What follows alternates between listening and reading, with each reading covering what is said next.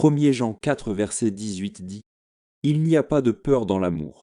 Au contraire, l'amour parfait chasse la peur, car la peur implique une punition. Celui qui a peur n'a pas été parfait dans l'amour. Dans ce verset, Jean met en évidence la relation entre l'amour et la peur. Il affirme que dans l'amour authentique, il n'y a pas de place pour la peur. L'amour parfait de Dieu est capable de chasser la peur de nos vies.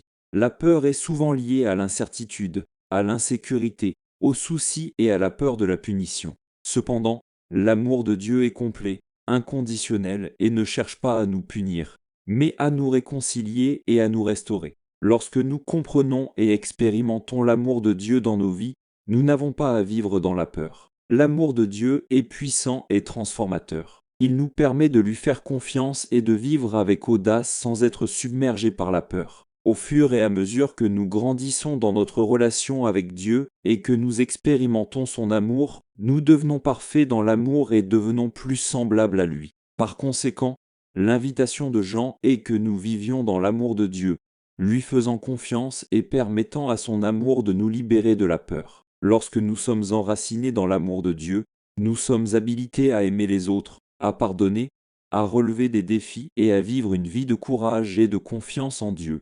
Confession de foi, je confesse mon péché et demande ton pardon. Et je me repens et te demande de me libérer de toute condamnation.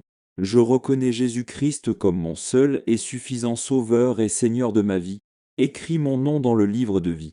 Éphésiens 2 versets 8 et 9 car c'est par la grâce que vous avez été sauvés, par la foi, et cela ne vient pas de vous-même, c'est un don de Dieu, non des œuvres, afin que personne ne se glorifie. 1er Jean 1 verset 9 Si nous confessons nos péchés, il est fidèle et juste pour nous les pardonner et pour nous purifier de toute iniquité.